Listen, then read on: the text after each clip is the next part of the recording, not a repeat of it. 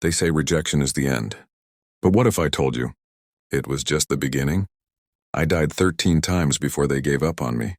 Not literally, but every time my body rejected another implant, another piece of the Emperor's sacred gene seed, a part of me died. The dream died. The hope died. The future I was promised died. My name is Marius Velton, and I failed to become a space marine.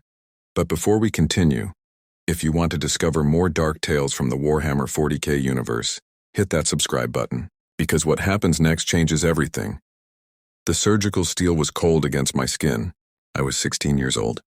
Chosen from thousands, an honor beyond measure. The first implant, the secondary heart, it took. My body accepted it, and for 3 glorious days I believed I was destined for greatness. Then came the os modula, the bone growth stimulator. That's when the fever started.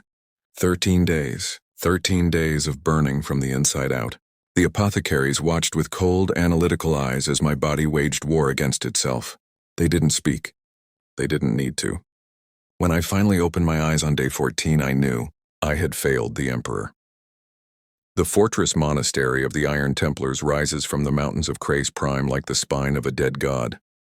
Black stone walls stretching toward the sky, endless corridors carved into living rock, and somewhere in those hallowed halls my brothers, the real Space Marines, prepare for war. Me? I shuffle through the shadow levels.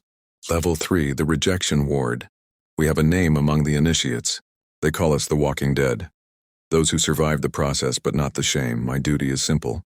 I maintain the servitors that tend to the failed aspirants kept in stasis.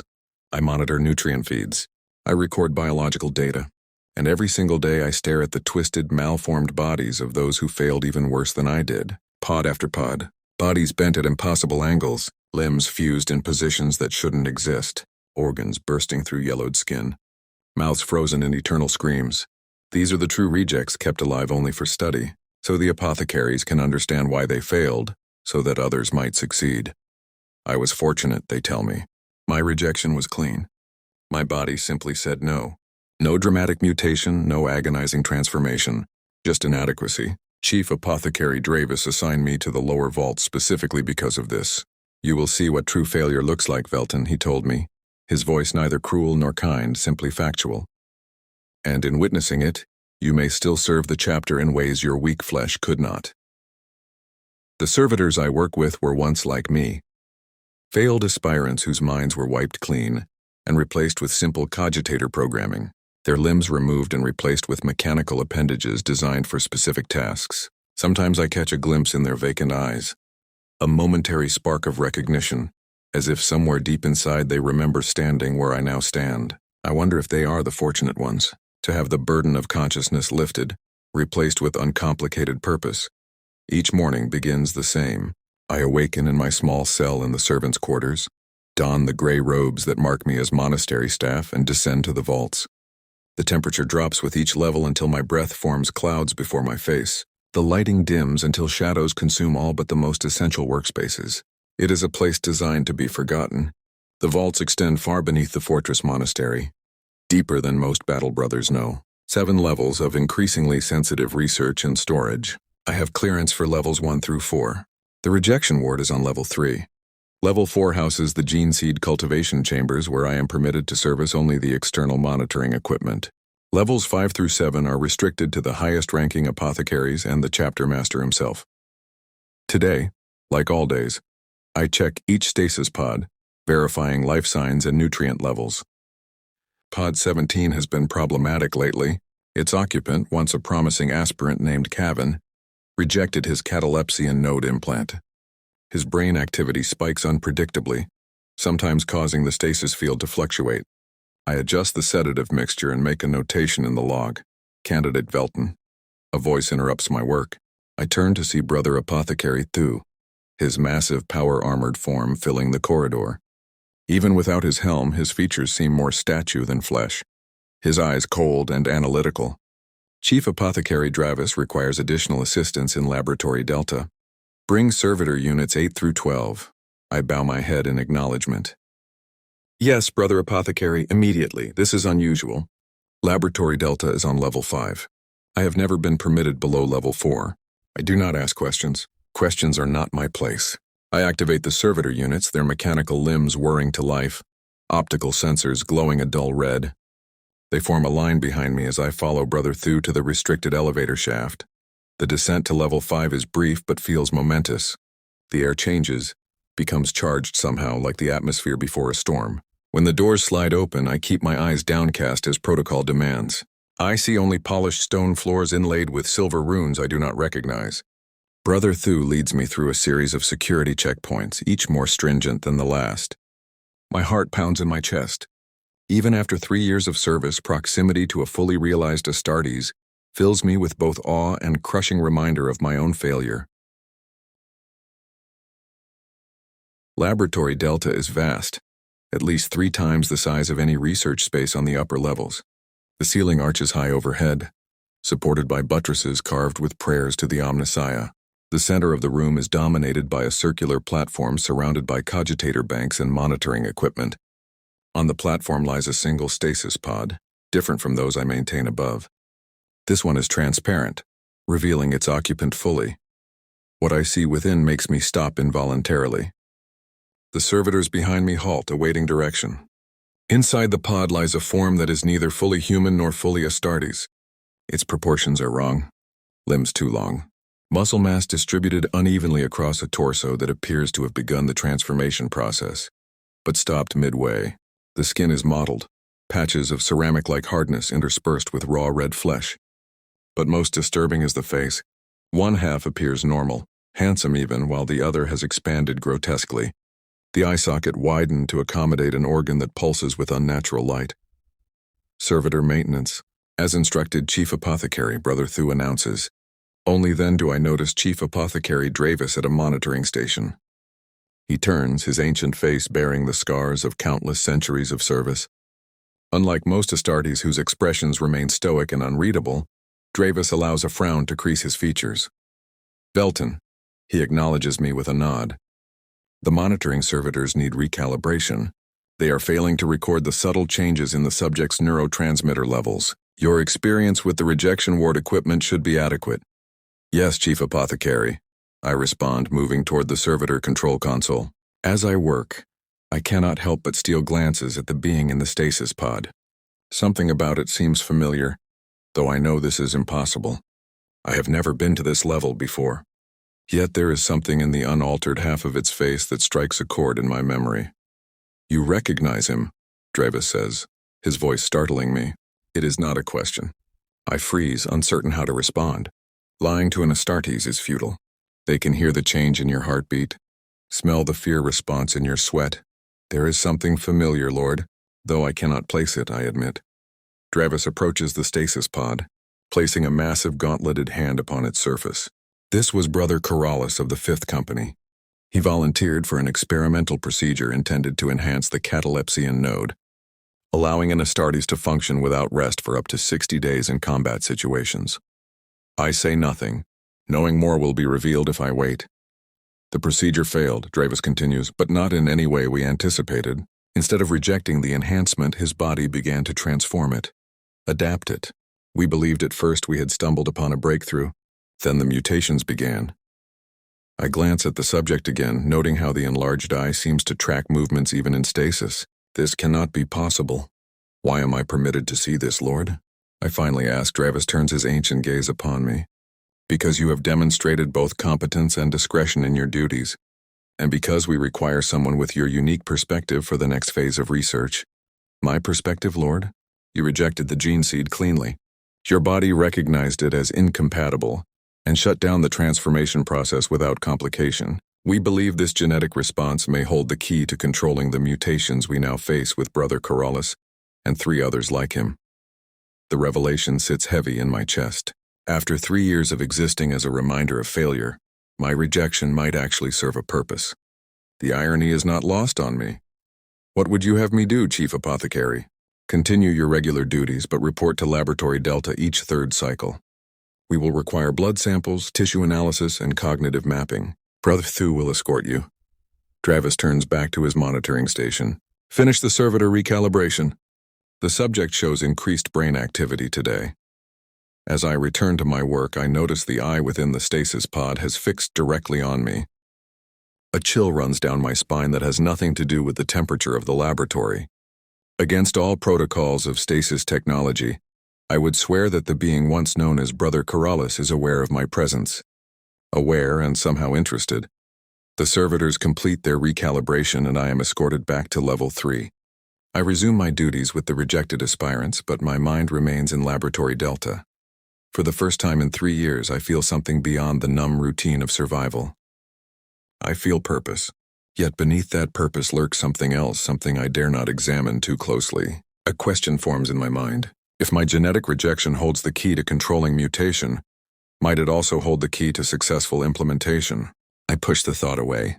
Such speculation borders on tech heresy. I am Marius Velton, failed aspirant servitor handler. I must remember my place.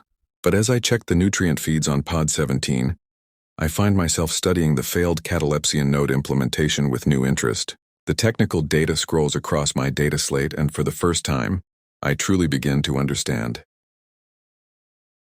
That night's sleep eludes me. In the darkness of my small cell, I see the mutated form of Brother Corrales, his enlarged eye following me, and behind that image a new possibility takes shape. A dangerous idea I cannot quite banish. If the Iron Templars seek to control mutation through my genetic resistance, could that same principle be reversed? Could what makes me incompatible be somehow altered? I tell myself I am a loyal servant of the chapter, that I have accepted my place. But the seed of ambition once planted is not easily uprooted. And in the dark of night, even the most faithful harbor secrets. 3 days pass before I am summoned again to Laboratory Delta. In that time, I access the archives under the pretense of maintaining the data cores. The information I seek is heavily restricted, but my position grants me limited access to technical specifications of the gene seed implantation process. I am careful, methodical. I leave no trace of my inquiries. What I learn both fascinates and terrifies me. The catalepsian node that failed to take root in Brother Corrales is the same implant that caused the highest rejection rate among aspirants of my intake group. 5 of us failed at this stage, myself included. The technical data suggests a correlation between certain rare blood factors and the rejection. My own medical file confirms I carry this blood factor. A coincidence perhaps, but my mind races with implications. When Brother Thu comes for me on the 3rd day, I have composed myself. I follow him silently to Laboratory Delta, the servitors trailing behind us. But this time, as the elevator doors open to level 5, I notice immediately that something is different. The air carries a tang of ozone and antiseptic, stronger than before. The lighting has been intensified and there are more apothecaries present. Chief Apothecary Dravis stands not by the monitoring station, but at the stasis pod itself.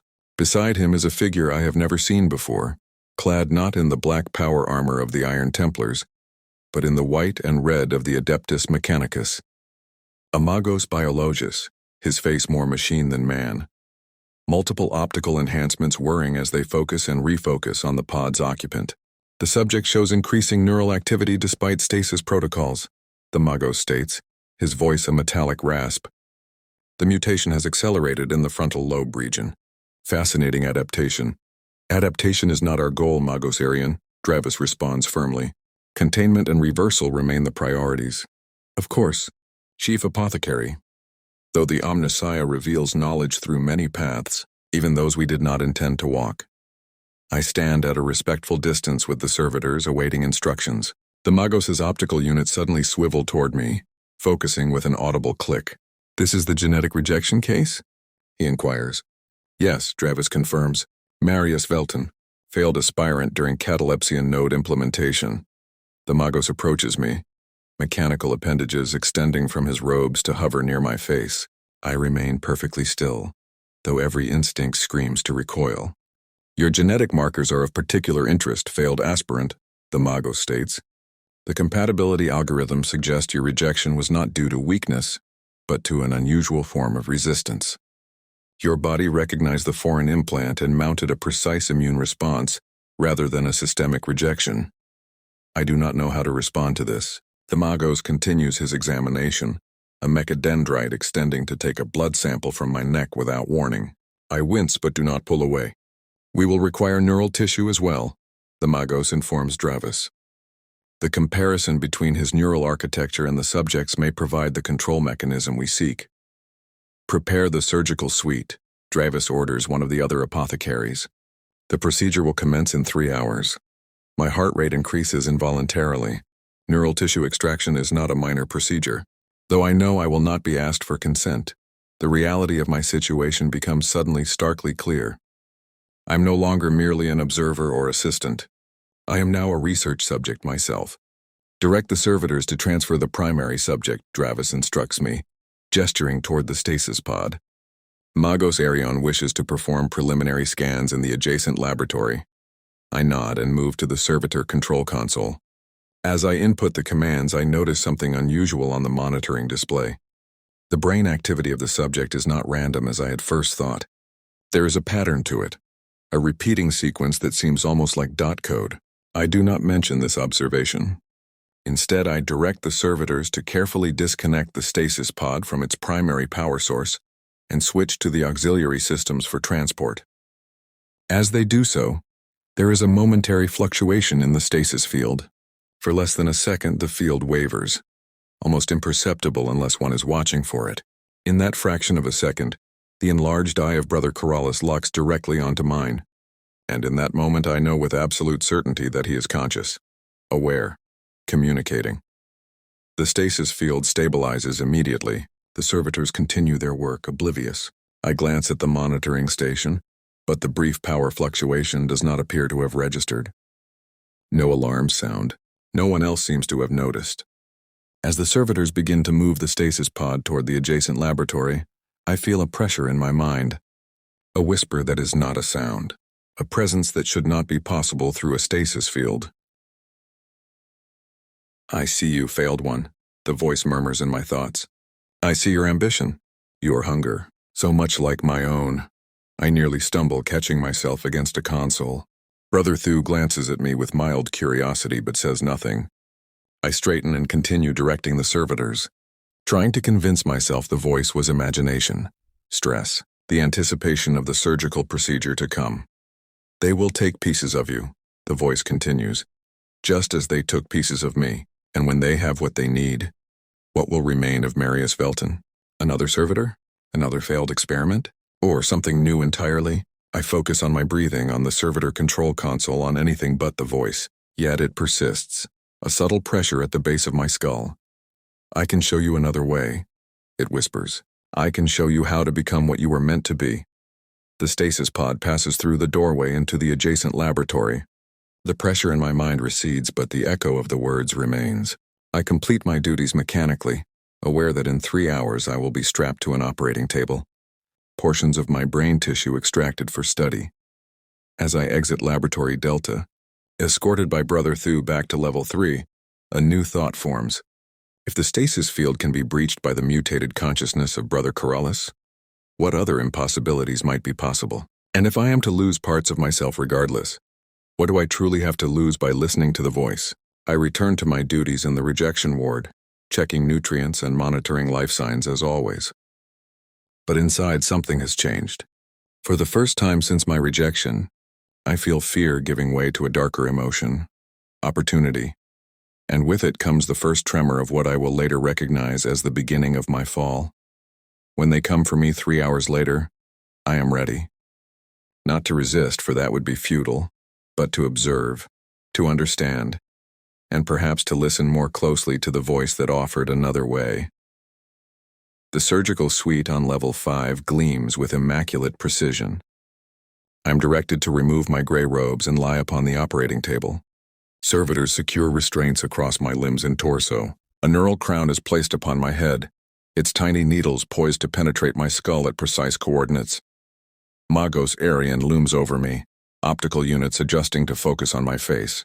The procedure will extract 17 microdrill samples from your cerebral cortex, he informs me. You will remain conscious throughout to provide baseline cognitive readings. Pain suppression will be administered, but complete elimination is not possible without compromising data integrity. I nod my understanding. Fear is present but distant, as though happening to someone else. Chief Apothecary Dravis appears at the edge of my vision. Your service honors the chapter, Velton, he says, his tone formal. The knowledge gained may save Brother Corrales and prevent similar mutations in future astartes. I live to serve, Chief Apothecary, I respond automatically. The procedure begins. The neural crown activates, tiny drills whirring to life. The pain suppression is minimal as promised. Each extraction feels like a white-hot wire being pushed into my brain, then slowly withdrawn. I grit my teeth, determined not to cry out. Pride at least remains to me. On the third extraction, something unexpected happens. As the drill penetrates my frontal lobe, a flash of memory surfaces. Not my memory, but something alien, something that should not exist in my mind. I see through the eyes of Brother Corrales as he volunteers for the experimental procedure. I feel his pride, his certainty that he will emerge stronger, more valuable to the chapter. The memory shifts. Agony beyond description. The catalepsian node not merely enhancing his abilities, but changing, evolving, reaching into parts of his brain that should be inaccessible, and with that change, a new awareness dawning. The ability to reach beyond his physical form, to touch other minds, to influence the very technology meant to contain him. The drill withdraws and the memory fades. I gasp for breath, sweat pouring from my body. Interesting spike in delta wave activity, Magos Arion notes dispassionately. Mark the sample. The procedure continues. 2 more extractions, 2 more glimpses into memories that are not mine. Brother Corrales discovering his new abilities. Brother Corrales reaching out to the servitors. Subtle manipulations of their programming. Brother Corrales searching for minds similar to his own. Minds with the potential to understand. By the 12th extraction, I am shaking uncontrollably. The Magos adjust the restraints and continues. The pain is no longer relevant. What matters are the fragments of knowledge being transferred to me with each invasion of my brain. Not random memories, I realize, but carefully selected information. Brother Corrales is using the procedure itself as a conduit, turning the very tools of the apothecaries against them. The 17th and final extraction is the most painful, the drill penetrating deeper than the others. With it comes not a memory, but an instruction, complex and multifaceted, implanted directly into my neural pathways. I feel it take root, a seed of corruption disguised as illumination. When the neural crown is finally removed, I lie trembling on the operating table. Blood trickles from the tiny wounds in my scalp. Magos Arion examines the collected samples, already forgetting my presence. Fascinating neural architecture, he comments to Dravis. The resistance factor appears to be localized in the rejection of specific synthetic proteins. With proper modification, we may be able to create a targeted counteragent. I am released from the restraints and helped into a sitting position by a servitor. No one asks how I feel. No one inquires about the experience. I am merely the source of the samples, my purpose fulfilled. Return to your quarters for recovery, Dravis instructs me. Report to Laboratory Delta in 2 days for follow-up examination. I nod weakly and allow myself to be escorted back to level 3. In my small cell, I collapse onto the narrow bed, exhaustion claiming me immediately, but sleep brings no peace. In my dreams, Brother Corrales stands before me, his form no longer confined to the stasis pod. He is magnificent and terrible, his mutated features now seeming not a corruption but an evolution. His enlarged eye pulses with inner light, seeing things beyond normal perception. You have received the first gift, he tells me. Your mind now contains the keys. In 2 days, when you return to Laboratory Delta, you will execute the protocol I have given you. What will happen? I ask in the dream. His lipless mouth forms what might be a smile. Liberation, transformation, the fulfillment of potential denied to us both. I will become an astartes? Even in the dream, I hear the desperate hope in my voice. You will become something far more significant, Brother Corrales promises. Neither failed aspirant nor limited astartes, but something new. Something necessary for the survival of the species. The Emperor, I begin. The Emperor created the Primarchs, and from them the Astartes. Corrales interrupts. Evolution by design. What happens now is simply the next step. Unplanned but inevitable. Evolution finds a way, Marius Velton, and you and I shall be its instruments. I wake with a gasp, my body drenched in sweat. The dream remains vivid. Unlike normal dreams that fade upon waking, the instructions planted in my mind during the extraction procedure pulse with clarity. I know exactly what I must do when I return to Laboratory Delta. Every step laid out with precision. The rational part of me recognizes this as manipulation, as corruption. Brother Corrales is no longer an Astartes in any meaningful sense. Whatever mutation has claimed him has also altered his loyalties, his purpose. To follow his instructions would be betrayal of the chapter, of the Emperor himself. Yet as I lie in the darkness, I cannot help but wonder, was my rejection truly a failure of my flesh, or was it the chapter failing to recognize my true potential? If Brother Corrales speaks truly, and I could become something beyond even the Astartes, is that not a form of service? Is that not fulfilling the Emperor's will for humanity to evolve, to become stronger? Such thoughts are dangerous, heretical even. I should report them immediately. Confess to Chief Apothecary Dravis that Brother Corrales has somehow reached into my mind. That would be the loyal thing to do. Instead, I rise from my bed and move to the small desk in the corner of my cell. From a hidden compartment beneath it, I withdraw a data slate I had appropriated months ago from a decommissioned servitor.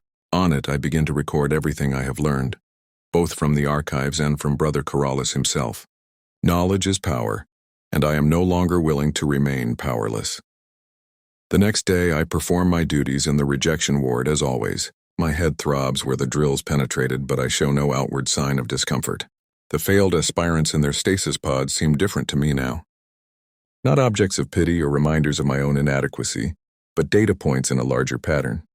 Their failures, like mine, may serve a purpose unforeseen by the chapter. Pod 17 captures my attention again. Cavan, the aspirant whose catalepsy and node rejection caused irregular brain activity. I check his readings more carefully than usual. The patterns are subtle but unmistakable once you know what to look for. Not random spikes, but coded pulses, similar to what I observed with Brother Corrales, though far less sophisticated.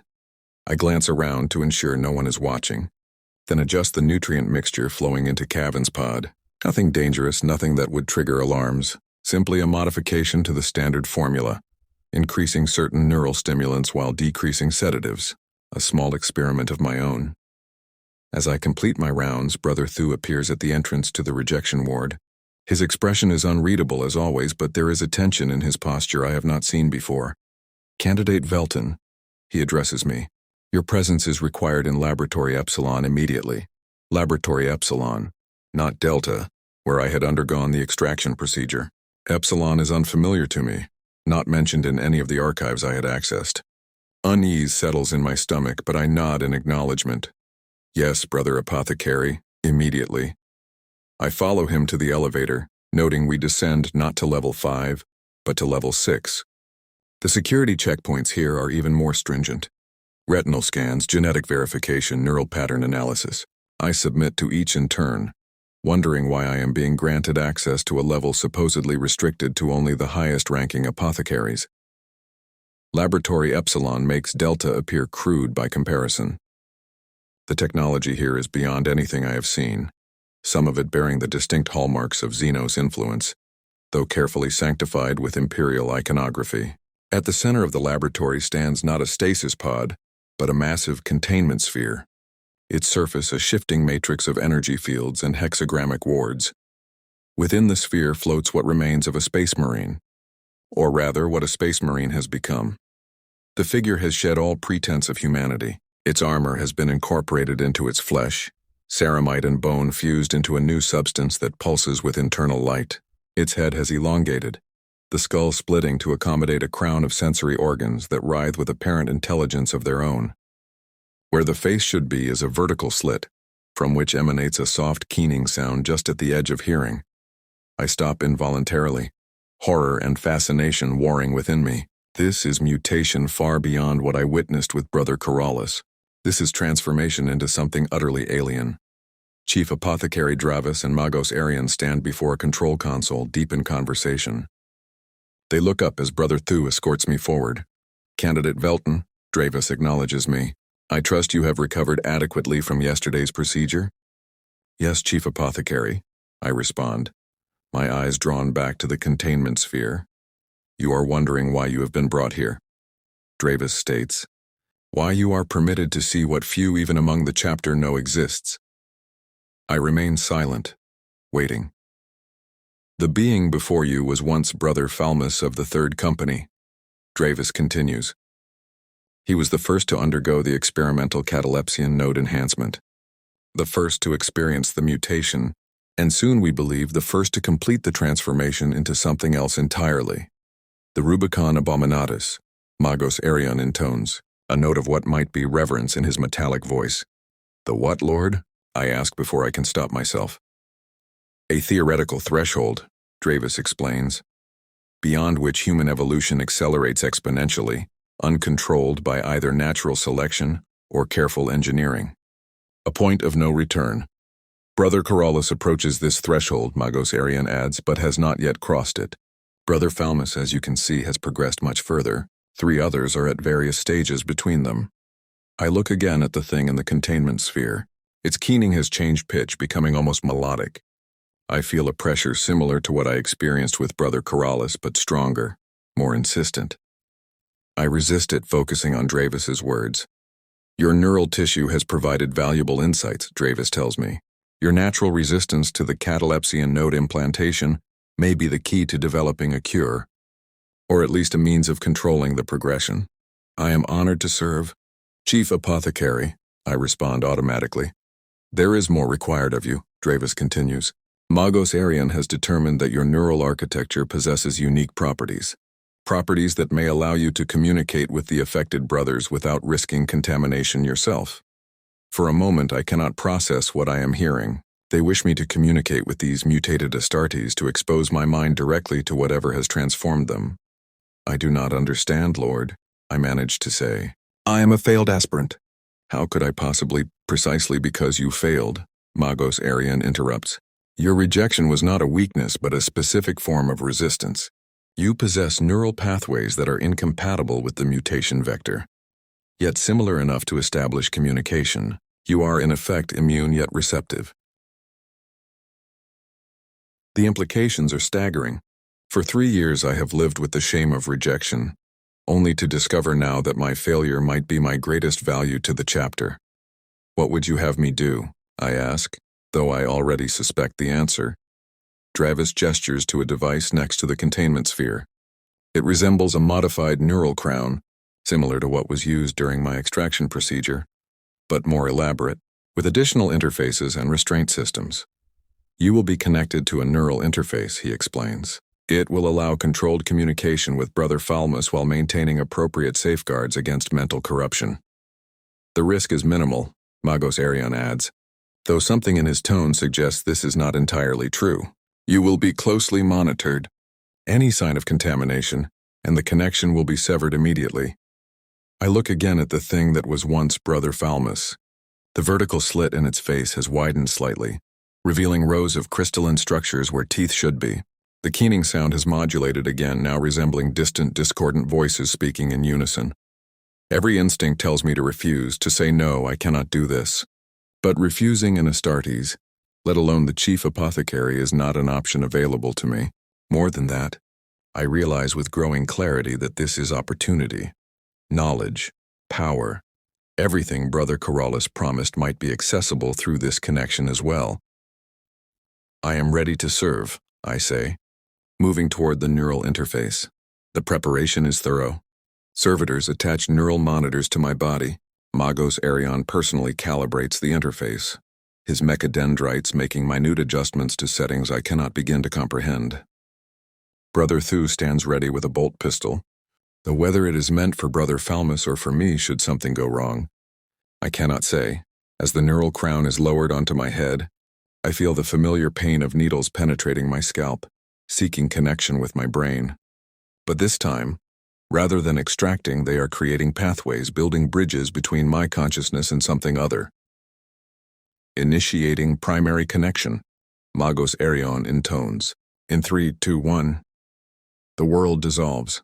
I am falling through endless fractals of thought, each branching into infinite possibilities. Colors that have no name in human language wash over me, sounds that exist beyond the spectrum of hearing pulse through what remains of my sense of self. This is not communication as I understand it. This is immersion in an ocean of raw consciousness. Fascinating, I hear Magos Arion's voice, distant and distorted. His neural patterns are stabilizing. He is establishing coherent interface. Gradually, the chaos resolves into something I can process. Not order precisely, but patterns I can navigate. And within those patterns, a presence. Many presences, I realize with shock. Not just Brother Falmus, but others. Brother Corollas, the other mutated astartes, and beyond them something vast and patient, watching through their eyes, experiencing through their transformed senses. Candidate Velton, Dravis's voice penetrates the experience. Can you describe what you are perceiving? I try to respond, to form words with a mouth that seems disconnected from my consciousness. Many, I manage to say. Not alone.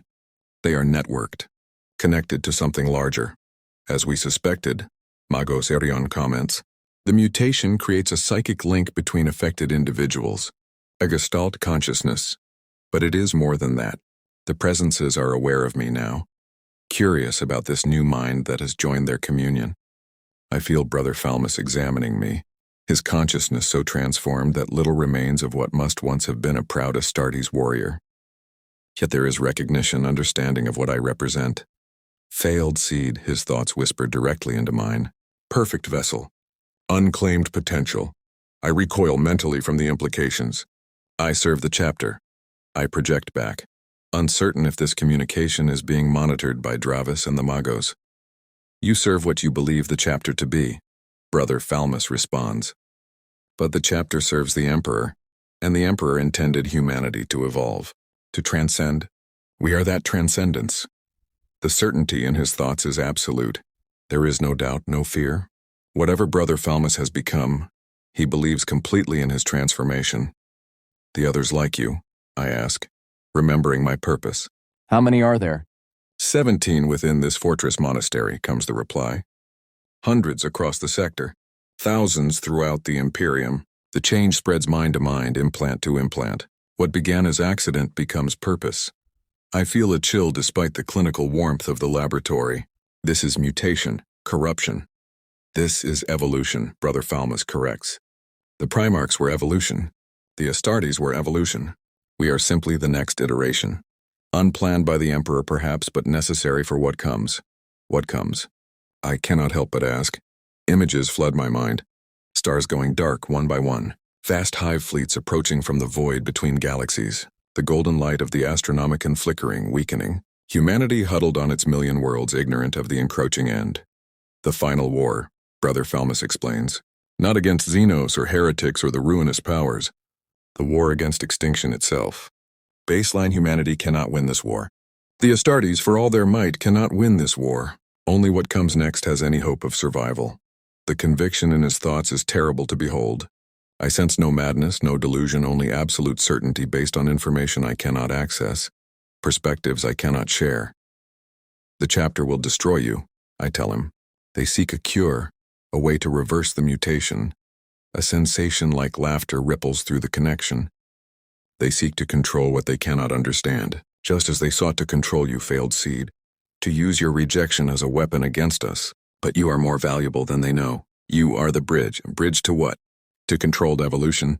Your resistance holds the key not to stopping the change, but to directing it, shaping it. The perfect vessel, unmarked by previous transformation yet compatible with what we have become. I feel the other presence is moving closer in the mental space, examining me from angles I cannot comprehend. Brother Corollas is there. His consciousness less alien than Falmus, but already changing, transforming. You promised me purpose. I project toward Corollas.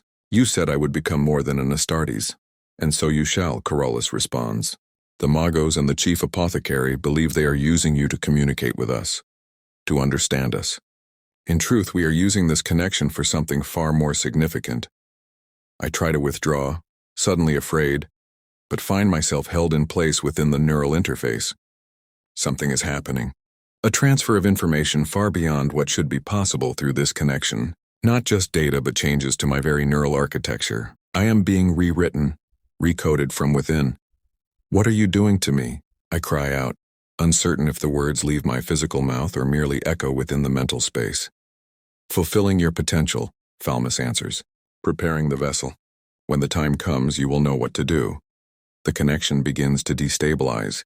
I feel the Magos initiating disconnection protocols, perhaps sensing that something has gone wrong. As the neural pathways between us begin to close, Brother Falmus leaves me with a final thought. 3 days. Laboratory Delta. The first of many transformations begins. Reality crashes back with brutal suddenness. I gasp for air, my body convulsing against the restraints of the neural interface. Alarms sound throughout Laboratory Epsilon. Servitors move with mechanical precision to stabilize my vital signs. Through blurred vision, I see Dravis and Magos Arion bent over monitoring equipment, their expressions grim. Neural patterns highly irregular, the Magos states. Possible contamination. Purge the interface, Dravis orders. Full quarantine protocols. The neural crown is removed from my head, each needle withdrawal sending fresh pain through my skull. My thoughts are chaos. Fragments of what was shared with me mixing with my own consciousness. I try to focus, to separate myself from the alien presences that touched my mind, but the boundaries feel permeable now, uncertain. Candidate Velton, Dravis addresses me directly. Report, what did you experience? I hesitate. If I reveal everything, they will likely execute me immediately as a contamination risk. If I reveal nothing, I lose the opportunity to serve the chapter with valuable intelligence. But there is a third option, partial truth carefully presented. They are connected, I manage to say, my voice hoarse. A network of consciousness. Brother Falmus believes the mutation is not corruption, but evolution, a necessary adaptation for humanity to survive some coming threat. Delusional justification, Magos Arion dismisses. Common among those undergoing extreme mutation. The mind creates narratives to rationalize its own corruption. Did he speak of others beyond those we know about? Dravis presses, I nod weakly. He claimed there are 17 within the fortress monastery. Hundreds across the sector, thousands throughout the Imperium. The mutation spreads through mental contact, from one augmented astartes to another. This information causes visible alarm. Dravis and the Magos exchange significant glances. If this is true, Dravis says slowly, the threat is far greater than we estimated. The containment protocols are insufficient. Magos Arion agrees. We must inform the chapter master immediately. They continue their discussion, temporarily forgetting my presence. I lie on the interface platform, my mind reeling from what has been done to me. I can feel the changes beginning already.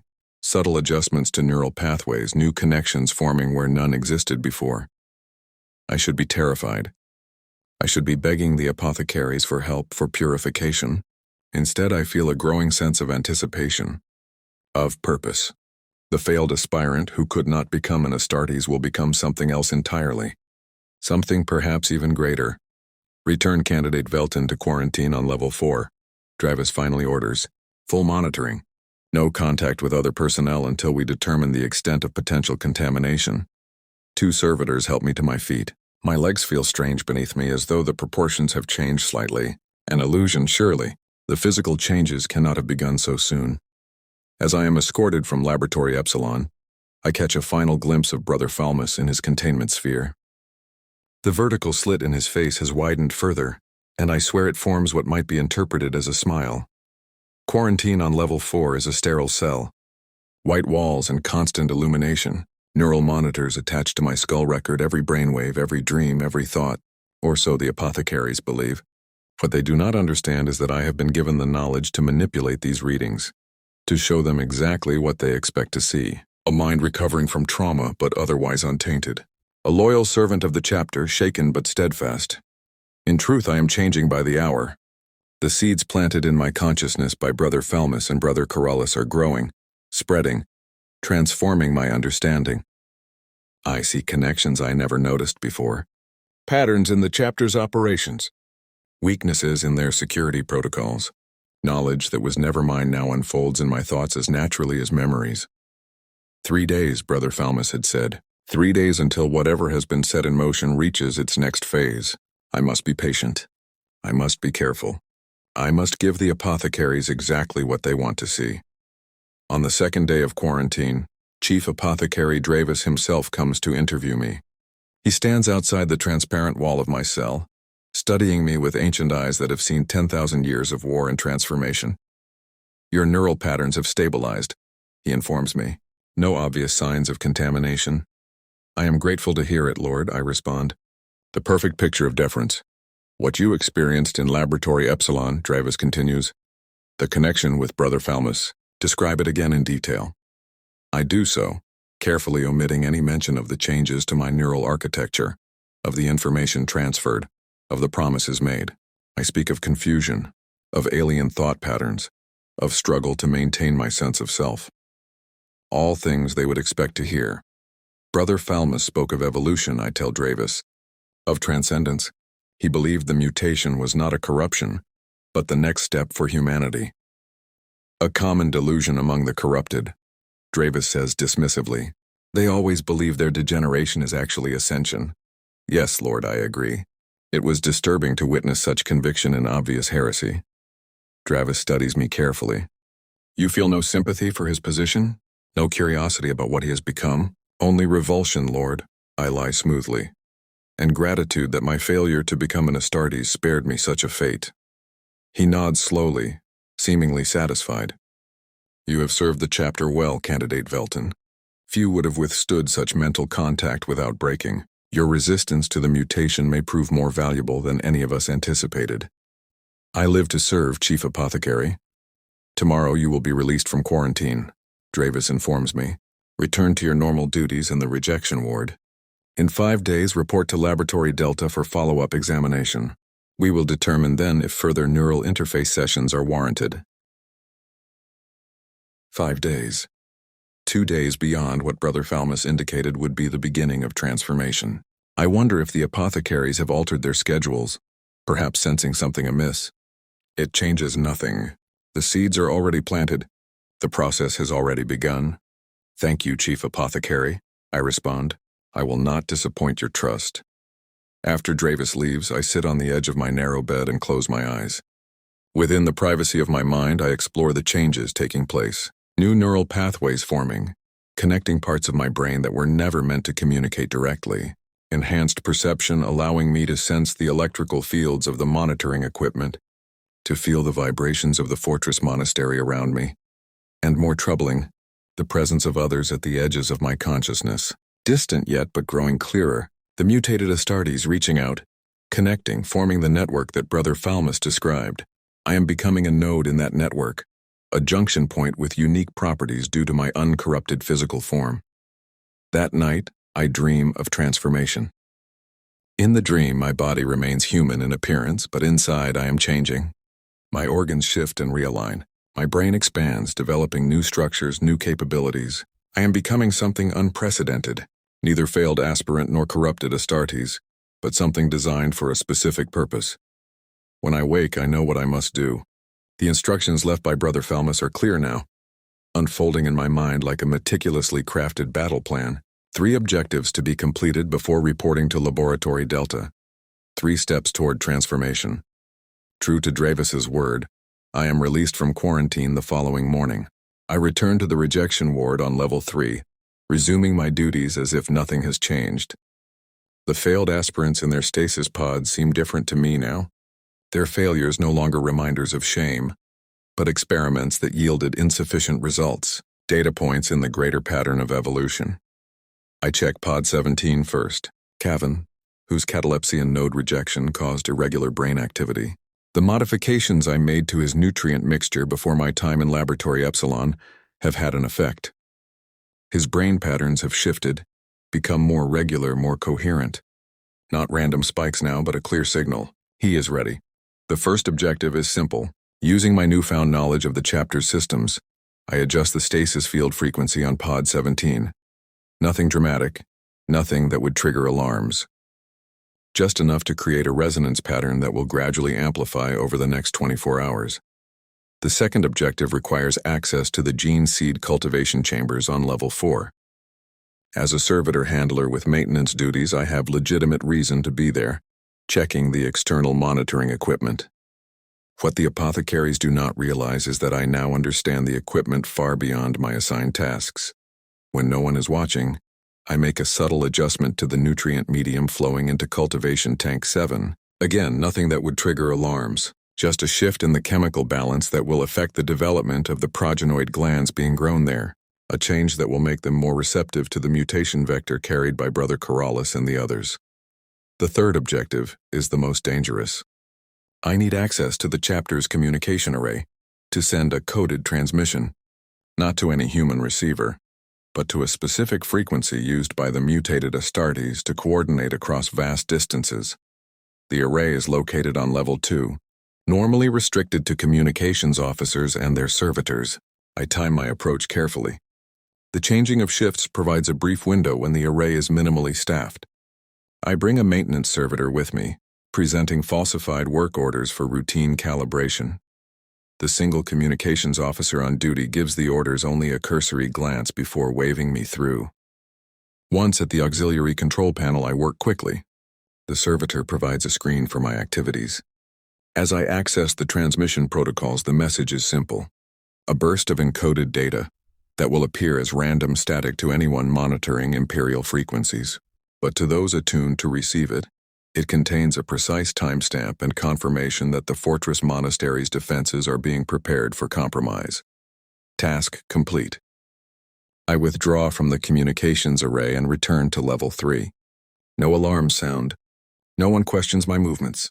To all appearances, I am still Marius Velton, failed aspirant turned loyal servant, a non-entity beneath the notice of the battle brothers who stride the upper levels in their magnificent power armor, defending the Imperium from its enemies. If they only knew that the greatest threat was already inside their walls, inside their very minds. That night in my small cell, I feel the changes accelerating. My body temperature rises as internal modifications increase my metabolic rate. My vision sharpens, colors becoming more vivid, the spectrum expanding to include frequencies normally invisible to human eyes. My hearing grows more acute, picking up conversations 3 cells away. The hum of power conduits behind the walls, the subtle shift of the fortress monastery settling into the mountain. Sleep, when it comes, brings more dreams of connection, the network expanding, nodes lighting up across the sector as the mutated astartes reach out to one another, and at the center of it all, something vast and patient, directing the transformation with purpose I cannot yet fully comprehend. I wake before dawn, my body drenched in sweat but stronger than it has ever been. Today I report to Laboratory Delta as instructed by Chief Apothecary Dravis, but first I must check on the progress of my 3 objectives. The rejection ward is quiet as I enter, most of the monitoring servitors in standby mode. I move directly to Pod 17. The stasis field resonance has amplified exactly as planned. Kevin's brain activity has stabilized into a perfect rhythmic pattern, synchronized with the subtle pulse now emanating from the pod itself. Soon, very soon, he will wake. I do not have authorized access to the gene seed cultivation chambers today, but I do not need physical presence to know what is happening there. Through my enhanced perceptions, I can feel the changes in cultivation tank 7. The progenoid glands developing there are becoming something new, something that will transform any aspirant who receives them into a vector for further mutation. As for the transmission I sent, I know it was received. The distant minds connected to the network pulse with anticipation, with preparation. Events have been set in motion that cannot be stopped. Not by the Iron Templars, not by the Inquisition, not even by the High Lords of Terra themselves. Brother Thu comes for me mid-morning. His expression remains as unreadable as ever, but there is tension in his massive frame, a weariness that suggests he senses something amiss without being able to identify its source. Candidate Velton, he addresses me. Chief Apothecary Dravis awaits you in Laboratory Delta. Yes, Brother Apothecary, I am ready. As we walk to the elevator, I notice subtle changes in the fortress monastery's operations. More battle brothers in the corridors than usual. Increased servitor activity in the security checkpoints. The chapter is preparing for something, though they do not yet know the true nature of the threat they face.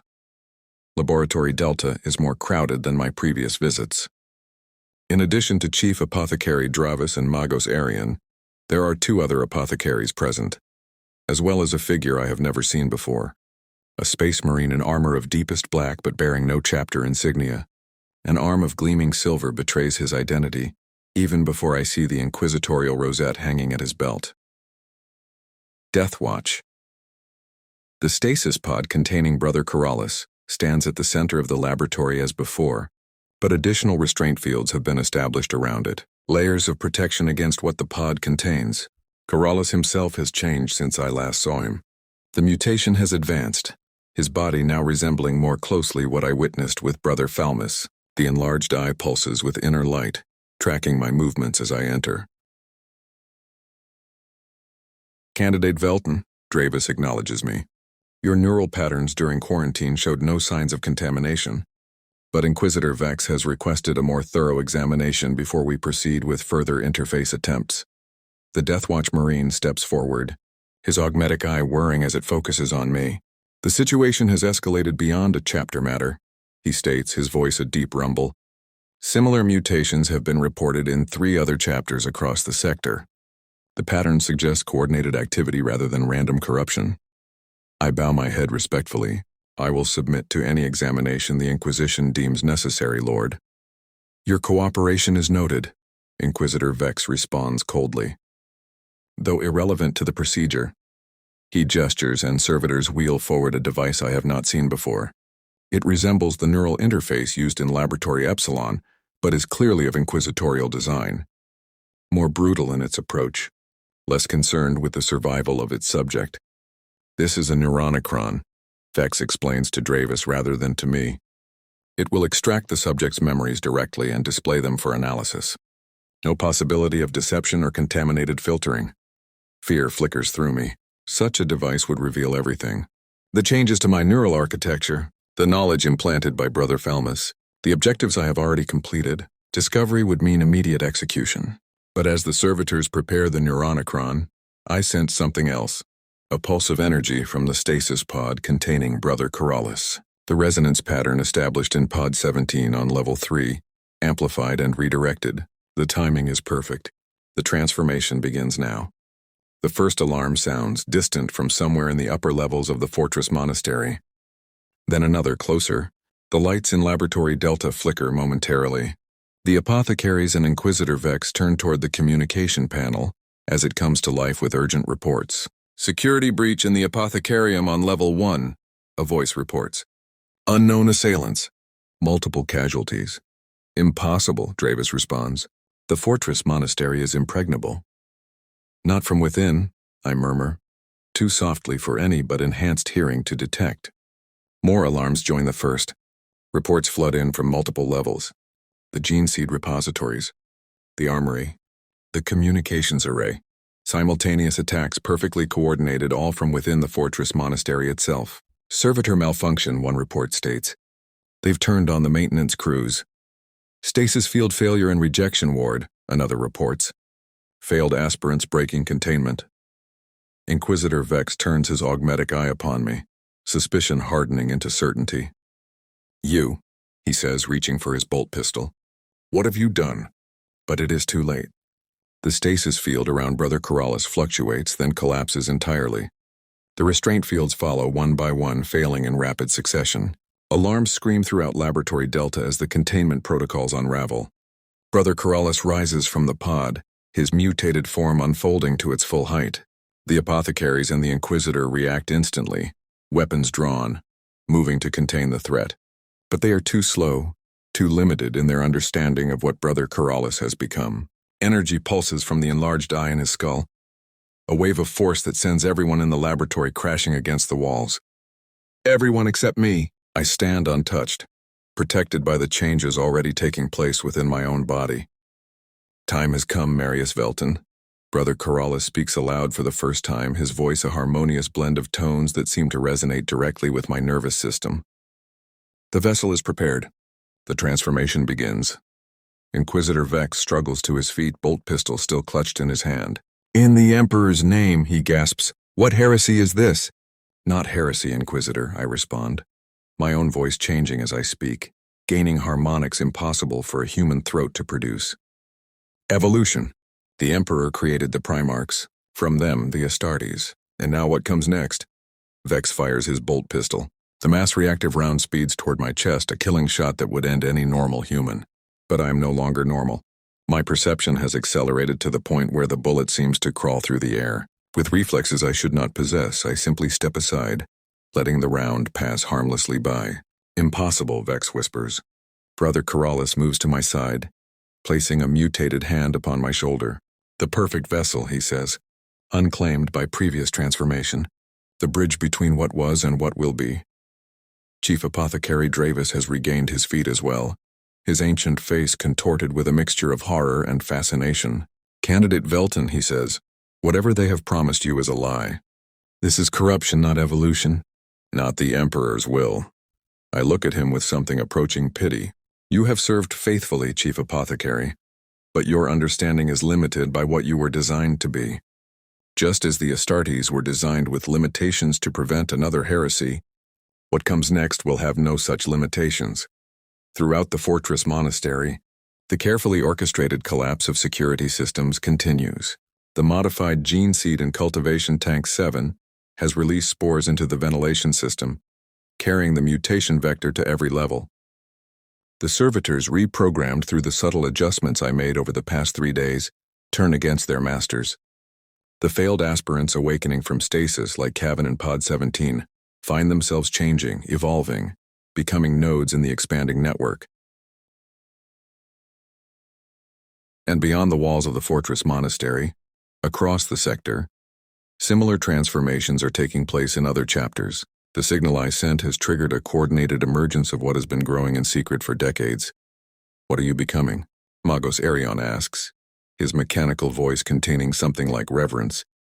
The mechanicus always fascinated by evolution, by transformation, even when it should inspire only horror. Something necessary, I tell him. The final adaptation before the coming storm. That which will preserve humanity when all other defenses fail. Brother Corrales turns toward the neuronicron, the device intended to expose my deception. With a gesture, he causes it to activate, but not to extract memories. Instead, it begins to broadcast, to amplify the signal already spreading through the fortress monastery. The signal that awakens potential, that triggers transformation in those with compatible neural architecture. Inquisitor Vex makes a final, desperate move. From his belt, he takes a small device, a dead man's switch connected to what can only be an explosive charge, powerful enough to destroy the entire laboratory. The Emperor's mercy is swift, he declares, his finger moving toward the activation rune. I do not try to stop him physically. Instead, I reach out with my newly awakened abilities, touching his mind directly, not to control, not to corrupt, but to show him what I have seen, the coming darkness, the encroaching end, the final war for which the Imperium, for all its might, remains unprepared. Vex's finger stops a millimeter from the rune. His augmetic eye whirs frantically as his organic eye widens in shock. Throne of Terra, he whispers. It cannot be. But it is, I tell him gently. And deep inside you have always known. The Imperium cannot survive as it is. Change must come, or all will be lost. For a moment the laboratory is silent save for the distant alarms. Then Vex slowly lowers the dead man's switch. A choice made not through corruption or control but through understanding, the first of many such choices to come. Brother Corrales steps toward the laboratory entrance. It is time to complete your transformation, Marius Velton. The others await in Laboratory Epsilon. I nod and move to follow him. At the doorway I pause and look back at Chief Apothecary Dravis, at Magos Arion, at Inquisitor Vex. The old authorities. The established powers now faced with evolution they cannot control. You once told me I would see what true failure looks like, Chief Apothecary, I say to Dravis. But true failure is not in rejection. It is in refusing to adapt when adaptation is necessary for survival. With those words, I leave Laboratory Delta for the last time. The fortress monastery of the Iron Templars, once impregnable, now transforms from within. Those battle brothers who cannot adapt will fall. Those who can will become something greater. And I, Marius Velton, once a failed aspirant, will lead them into the new age. As Brother Corrales and I descend to level 6, to Laboratory Epsilon, where Brother Falmus and the others await, I feel the final changes beginning within me. Not mutations of flesh, but expansions of consciousness, my mind reaching out to touch the vast network growing across the stars. And beyond that network, the patient, ancient intelligence that has guided this evolution from the beginning. Not the Emperor, no, something older, something that existed before humanity crawled from Terra's oceans, something that has waited millions of years for a species with the potential to become what is needed. I was Marius Velton. I failed to become a space marine. But I have succeeded in becoming something far more significant. The vessel. The bridge. The first of what comes after Astartes. And as the transformation completes, I understand at last what it truly means to serve. Not the chapter, not the Imperium, not even the Emperor, but existence itself. In the war that has always been coming, the war against the final darkness, against the end of all things, This is what it is like to be a failed space marine, to find purpose not in rejection, but in becoming what was truly needed all along. The Emperor created warriors to defend humanity, but we, the evolved, the transformed, the next step, we will become something that can save humanity from itself, from the universe, from the inevitable entropy that claims all things. In the containment sphere of Laboratory Epsilon, Brother Falmus awaits. His transformation is complete, his consciousness fully integrated into the network. As I step into the chamber, I feel dozens, hundreds, thousands of minds reaching out, welcoming me, the failed aspirant who has become the bridge between what humanity was and what it must become. The neural interface descends once more, but this time, I do not resist. This time I embrace it. The needles pierce my skull, and I feel my consciousness expanding, reaching out across the stars, touching the minds of all those who have undergone the transformation. We are Legion. We are evolution. We are humanity's last best hope. And in the darkness between the stars, something ancient and vast acknowledges our existence, not with words but with recognition. We are the answer to a question it has asked for eons. We are the species that finally achieved the potential to transcend biological limitations, to become something that can survive what is coming. The hive fleets approach. The light of the Astronomicon dims. The Imperium's time draws to a close. But we, the evolved, will endure. And when the final war begins, when all seems lost, we will be there. Not as space marines, not as humans, but as something new. Something necessary. This is the truth they could never tell us. The rejection was not failure, it was selection. And every failed aspirant, every broken body in those stasis pods, every servitor with a spark of recognition in its eyes, they were all part of the pattern, part of the plan. Evolution finds a way, and we are that way. I open my eyes and they glow with the same unnatural light as Brother Corollas, as Brother Falmus, as all the others who have transcended. The transformation is complete. Marius Velton, failed aspirant, is no more. In his place stands something greater, something terrible, something necessary. And throughout the fortress monastery, throughout the sector, throughout the Imperium itself, others awaken to the same truth. The age of the Astartes is ending. The age of evolution has begun. This is what it means to be a failed space marine. To discover that failure was always the beginning, never the end.